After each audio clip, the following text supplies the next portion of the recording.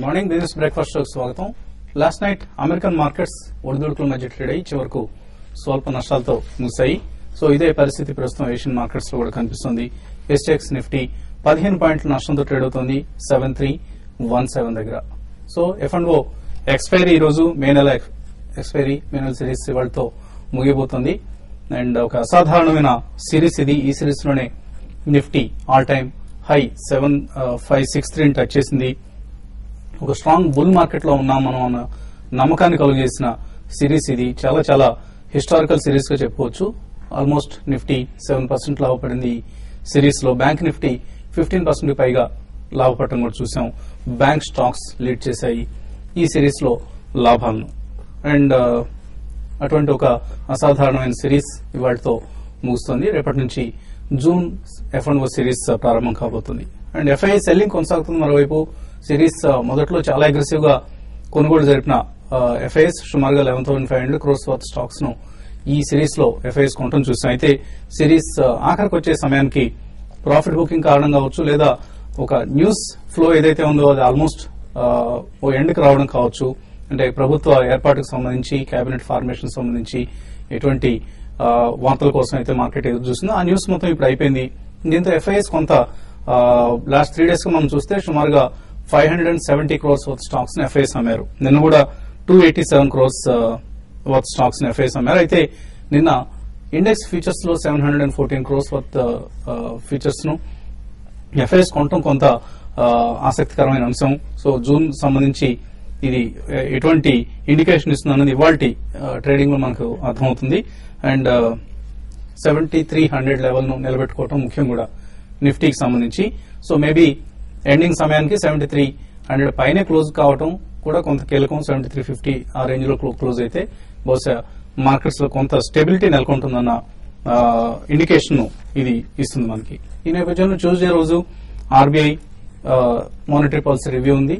ఇందులో ఎటువంటి బహుశా మార్కెట్ అంచనా ప్రకారం ఎటువంటి చేంజెస్ ఉండవు. వడ్డీ రేట్లకు సంబంధించి కావచ్చు, కీ పాలసీకి సంబంధించి యథాతథ స్థితి కొనసాగే అవకాశం ఎక్కువగా మార్కెట్ అంచనా వేస్తుంది. ఇవి ప్రస్తుతానికి మనకు కనిపిస్తున్న క్యూస్. అలాగే నిఫ్టీ కంపెనీస్ పరిస్థితి చూస్తే మనకు 11 కంపెనీస్ ఇవాళ నిఫ్టీలో ఉన్న 11 కంపెనీల రిజల్ట్స్ రాబోతున్నాయి. నిన్న వచ్చిన రిజల్ట్స్ చాలా వరకు మనకు నిరాశపరిచాయని చెప్పుకోవచ్చు. ఈ నేపథ్యంలో ఇవాళ ఎటువంటి రిజల్ట్స్ వస్తున్నాయి అన్నది కూడా కీలకం కాబోతోంది. ఇవాళ రిజల్ట్స్ ఎటువంటి ఇండికేషన్ ఇస్తాయి. ఫర్ ఇన్స్టెన్స్ నిన్న సెయిల్ Q4 రిజల్ట్స్ డిసప్పాయింట్ చేసే మార్కెట్ ను. అయితే HPCL రిజల్ట్స్ మాత్రం స్ట్రాంగ్ గా రావడం మనకు కొంత పాజిటివ్ అంశంగా చెప్పుకోవచ్చు. సో ఇవాళ కోల్ ఇండియా, అలాగే JMR ఇన్ఫ్రా, GVK పవర్ లాంటి చిన్న చిన్న కంపెనీస్ తో పాటు PVR, ONGC, Natco pharma, Ipca labs, IOC, Hindalco ఇటువంటి కంపెనీస్ అన్ని కూడా, పేజ్ ఇండస్ట్రీస్ అండ్ ఇటువంటి చాలా కంపెనీస్ ఇవాళ రిజల్ట్స్ ప్రకటించబోతుంది. టాటా మోటార్స్, టాటా పవర్, వోల్టాస్ ఇటువంటి కీలకమైన companies, Power Grid, Sun Pharma, ఈ కంపెనీల రిజల్ట్స్ అన్ని కూడా రాబోతున్నాయి 11 నిఫ్టీ కంపెనీస్ రిజల్ట్స్ తో సహా. సో రిజల్ట్స్ ను కీన్ గా వాచ్ చేయాలి.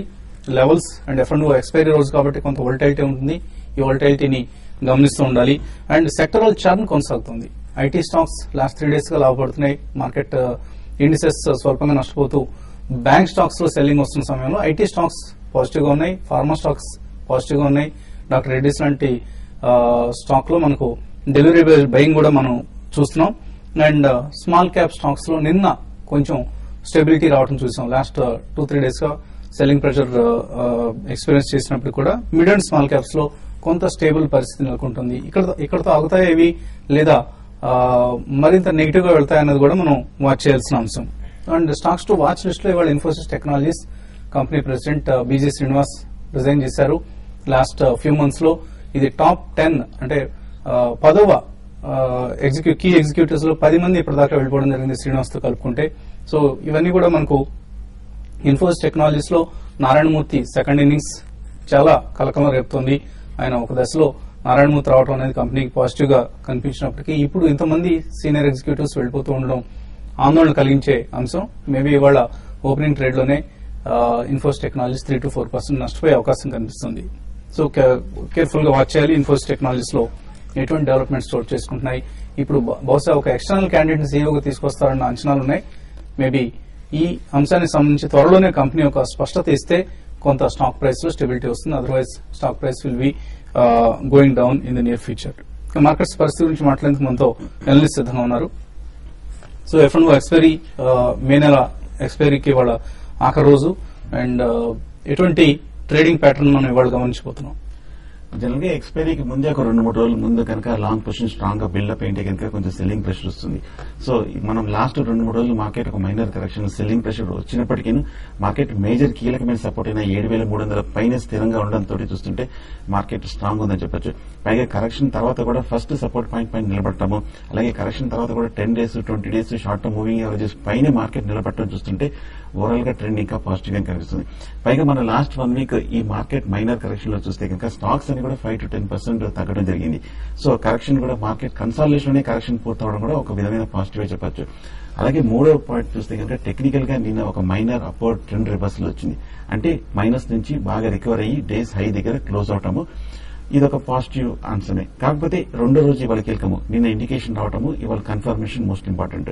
నిఫ్టీ ఏమాత్రం కనుక నియరెస్ట్ రెసిస్టెన్స్ పాయింట్ అయిన 7350 ఇంచుమించు దాని దగ్గర క్లోజ్ అయింది. 7,350 పైన కనుక క్లోజ్ అయ్యి అది బ్రేక్అవుట్ అయిందంటే కనుక short term up trend begin అయినట్టే. నెక్స్ట్ టార్గెట్ 7,500 వరకు వెళ్లే అవకాశం ఉంది. అలాగే బ్యాంక్ నిఫ్టీ కూడా 15,200 దగ్గర స్ట్రాంగ్ రెసిస్టెన్స్ ఉంది. 15,200 కనుక బ్రేక్ అయ్యి దానిపైన కనుక క్లోజ్ అవుతాయి కనుక మళ్ళీ ఒక short term up trend begin అంటే అప్పుడు ఈ 2 లెవెల్స్ బ్రేక్అవుట్ వచ్చినప్పుడు ఫర్దర్ గా లాంగ్ పొజిషన్ తీసుకోవచ్చు. అలాగే షార్ట్ పొజిషన్స్ అవాయిడ్ చేయండి. 7300 పైన ఉన్నంతసేపు మార్కెట్ పాజిటివ్. ఒకవేళ కనుక మార్కెట్ ఏమైనా కొంచెం రివర్స్ అయ్యి క్లోజింగ్ సమయానికి 7,300 కింద క్లోజ్ అవుతాయి మటుకు ఒక మైనర్ కరెక్షన్ అనేది వచ్చే అవకాశం ఉంది. సో ఓవరాల్ గా ట్రెండ్ పాజిటివ్. మనం మీడియం టర్మ్ చూస్తే కనుక వీక్లీ చార్ట్ లో పాజిటివ్ గా ఉంది కాబట్టి ట్రెండ్ ఇంకా రివర్సల్ కాలేదు బేరిష్ కి. So by on declares so up trend లోనే ఒక మైనర్ కరెక్షన్ మనం చూస్తున్నాం ఇప్పుడు. సో మే నెల సిరీస్ పొజిషన్స్ ఇవాళ ఎలాగో సరిపోతాయి. రేపటి నుంచి మొదలయ్యే జూన్ సిరీస్ లో ఎటువంటి పొజిషన్స్ తీసుకోవచ్చు? జూన్ సిరీస్ అయితే కొంచెం షార్ట్ సెల్ కి చేసుకోవడానికి కొంచెం అనుకూలంగా ఫస్ట్ ఇనిషియల్ గా అయితే ఉండొచ్చు అనుకుంటున్నాను. ఎందుకంటే లాస్ట్ 2-3 రోజులుగా మనకి స్టాక్స్ గత కొన్ని రోజులుగా ఒక అప్ ట్రెండ్ అనేది బ్రేక్ పడింది. ప్లస్ మిడ్ క్యాప్ స్టాక్స్ లో కూడా చూస్తే హైయర్ లెవెల్స్ సెల్లింగ్ తర్వాత ప్రాఫిట్ బుకింగ్ అనేది కనపడుతుంది. ఎఫ్ఐస్ కూడా సెల్లింగ్ మోడ్ లో ఉన్నారు కాబట్టి మార్కెట్ అరౌండ్ 7,500 ఆ లెవెల్ నుంచి హ్యూజ్ రెసిస్టెన్స్ ఫేస్ చేసి కిందకి రావడం చూసాము. కాబట్టి ఒక సెల్లింగ్ అనేది ప్రాఫిట్ బుకింగ్ సెల్లింగ్ అనేది నిఫ్టీలో ఉండడానికి అవకాశం ఉంటుంది. కాబట్టి ట్రేడర్స్ ఈ సిరీస్ లో ఎవరైతే మంచి ప్రాఫిట్స్ లో ఉన్నారో మరి ముఖ్యంగా దాదాపు మిడ్ క్యాప్ కౌంటర్స్ లో యాక్టివ్ కౌంటర్స్ లో అన్ని కూడా 25 to 30% పెరగడం చూసాం ఈ సిరీస్ లో. అందరూ ఎవరైతే ఓవర్ బాట్ లో ఉన్నాయి కాబట్టి ఎవరైతే ప్రాఫిట్స్ లో ఉన్నారో వాళ్ళు ఒకసారి ప్రాఫిట్ బుక్ చేసుకోమని చెప్తాను. మరీ లాంగ్ టర్మ్ ఇన్వెస్టర్ అంటే ఒక 1.5 year 2 years వాళ్ళు పక్కన పెడితే ఒక షార్ట్ టర్మ్ ఒక 1 to 2 months కోసం ట్రేడింగ్ పొజిషన్ తీసుకున్న వాళ్ళు తర్వాత ఫ్యూచర్స్ లో లాంగ్ పొజిషన్ తీసుకున్న వాళ్ళు వీళ్ళంతా కూడా ప్రాఫిట్ బుక్ చేసుకుని కొంచెం మార్కెట్ లో వెయిట్ చేయమని చెప్తాను. ప్లస్ ఈ రోజు రేపు చాలా కంపెనీస్ రిజల్ట్ కూడా ఉన్నాయి, దాని కూడా దృష్టిలో పెట్టుకోమంటారు. నెక్స్ట్ వీక్ క్రెడిట్ పాలసీ ఉంది కాబట్టి కొంచెం ఈ లెవెల్ నుంచి ఏంటంటే నిఫ్టీ అనేది కొంచెం హైయర్ లెవెల్లో సెల్లింగ్ రావచ్చు. బ్యాంకింగ్ స్టాక్స్ కూడా కొంత ఓవర్ బాట్ లో ఉన్నాయి, బ్యాంకింగ్ స్టాక్స్ లో కూడా సెల్ చేసుకోమంటాను. బట్ ఈ రోజు మాత్రం బ్యాంకింగ్ స్టాక్స్ లో కొంత బయింగ్ రావచ్చు. మరీ ముఖ్యంగా ఎస్బీఐ ఒకటి ఈ రోజు చాలా స్ట్రాంగ్ గా పెరగడానికి అవకాశం ఉంటుంది. కాబట్టి ఎవరి డిపోలో ఈ రోజు ఇంటర్డే కోసం ఎస్బీఐ బై చేయమంటాను. అదేవిధంగా బీహెచ్ఎల్ రిజల్ట్ కూడా కొంచెం డిసప్పాయింట్మెంట్ గా చూసాము కాబట్టి బీహెచ్ఎల్ కూడా హైయర్ లెవెల్లో నిన్న కొంచెం పెరిగింది, హైయర్ లెవెల్లో కొంత సెల్లింగ్ రావడానికి అవకాశం ఉంటుంది. ఈ విధంగా స్టాక్ స్పెసిఫిక్ యాక్షన్ ఎక్కువ ఉంది. ఇన్ఫోసిస్ ఓపెనింగ్ మనకి మైనస్ లో ఉంటుంది. బట్ ఇన్ఫోసిస్ మాత్రం అరౌండ్ ఒక 2 to 3% మైనస్ వచ్చినప్పుడు ఇంటర్డే కోసం బై చేసుకోవచ్చు. తర్వాత లాస్ట్ 2-3 రోజులుగా ఫార్మా స్టాక్స్ లో కొంత ఫ్రెష్ బయింగ్ అనేది కనపడుతుంది. వాటిలో కూడా లాంగ్ పొజిషన్ తీసుకోమంటాను. లుపిన్ ఒకటి, సిప్లా ఒకటి, డాక్టర్ రెడ్డి ఒకటి, మూడిట్లో కూడా లాంగ్ పొజిషన్స్ నెక్స్ట్ సిరీస్ తీసుకోమంటారు. ఎఫ్ఎంసీజీ కూడా మాన్సూన్ ఇప్పుడు ఈ సీజన్ లో మాన్సూన్ కొంచెం బాగుందంటే ఎఫ్ఎంసీజీ స్టాక్స్ కూడా పెరగడానికి అవకాశం ఉంటుంది. ఎఫ్ఎంసీజీ అండ్ ఐటీ స్టాక్స్ లో ఫ్యూ డేస్ కోసం లాంగ్ తీసుకోమంటారు. హై బీటా స్టాక్స్ లో మాత్రం ప్రాఫిట్ బుక్ చేసుకోమని సైడ్ వేస్ లో ఉండమని చెప్తాను. కాలర్స్ లైన్ ఉన్నారు. కరీంనగర్ నుంచి first caller Bhanuprakash. Hello sir, నాకు ఎంఎంటీసీ గురించి తెలుసుకోవాలండి. ఏంటి ఎంఎంటీసీ అది మేము 600 లో కొన్నా 2 years బ్యాక్. 600 లో కొన్నారు. పొజిషన్ సార్ ఇప్పుడు 94 ఉంది. సో ఎంఎంటీసీ పరిస్థితి ఏంటి? ఎంఎంటీసీ ఎటువంటి ఈ మధ్య వచ్చిన పిఎస్యూ స్టాక్స్ ర్యాలీలో బాగా లాభపడిన స్టాక్ ఇది. అఫ్ కోర్స్ ఆయన 600 కొన్నారు, ఇప్పుడు 94 అంటే ₹1 పెయిడ్ అప్ ఇది. సో ఆయన ఇప్పటికీ స్టిల్ ప్రాఫిట్స్ లో ఉన్నారు.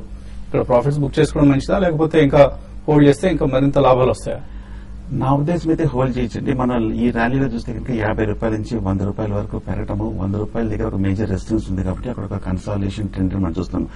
కానీ ఒకసారి మనం లాంగ్ టర్మ్ మంత్లీ చార్ట్ లో చూస్తే కనుక లాస్ట్ కపుల్ ఆఫ్ ఇయర్స్ గా సైడ్ వేస్ ట్రెండ్ తర్వాత ఒక హ్యూజ్ బ్రేక్అవుట్ అనేది ఈ నెల మే నెల రావడం జరిగింది. అంటే టెక్నికల్ గా లాంగ్ టర్మ్ కొంచెం బేరిష్ ట్రెండ్ అంతా పూర్తి చేసుకుని బులిష్ లోకి వెళ్తుంటుంది. మీరు లాంగ్ టర్మ్ అయితే డెఫినెట్ గా మీరు హోల్డ్ చేయొచ్చు. అయితే రిజల్ట్స్ అంత స్పెక్టాక్యులర్ గా ఉండవండి. ఎంఎంటీసీ కావచ్చు, ఎస్టీసీ కావచ్చు, ఇటువంటి కంపెనీస్ అన్ని కూడా రిజల్ట్స్ పరంగా ఫండమెంటల్స్ పరంగా ప్రస్తుతానికి ఇంకా ఎటువంటి మార్పులు లేవు. కాకపోతే కొంత పిఎస్సీ స్టాక్స్ రీరేట్ అయిన నేపథ్యంలో కొత్త ప్రభుత్వం వచ్చిన తర్వాత పిఎస్సీలకు సంబంధించి విధి విధానాలు మరింతగా స్పష్టంగా ఉంటాయి. పిఎస్సీ కంపెనీస్ కూడా ఇకపై డైనమిక్ గా ఉంటాయి. గతంలో గుజరాత్ లో ఎలా అయితే పిఎస్సీ కంపెనీస్ ను మోడీ టర్న్ అరౌండ్ చేశారో ఇప్పుడు సెంట్రల్ లెవెల్ లో కూడా ఇటువంటి ఎంఎంటీసీ లాంటి కంపెనీస్ కావచ్చు, ఈవెన్ సెయిల్ లాంటి కంపెనీస్, ఇటువంటి కంపెనీస్ ఆయన మరింత డైనమిక్ గా తీర్చిదిద్దుతారన్న అంచనాలతో, ఆశలతో ఆయిల్ మార్కెటింగ్ కంపెనీస్ కావచ్చు, ఇతరత్ర పిఎస్సీ కంపెనీస్ అన్నింటిలోనూ ఒక స్ట్రాంగ్ ప్రైస్ యాక్షన్ చూసాం. ఇది ముందు ముందు కొంత ఫిజిల్ అవుట్ అయ్యే అవకాశం ఉంది. ఈ అంశాన్ని కూడా దృష్టిలో ఉంచుకోండి.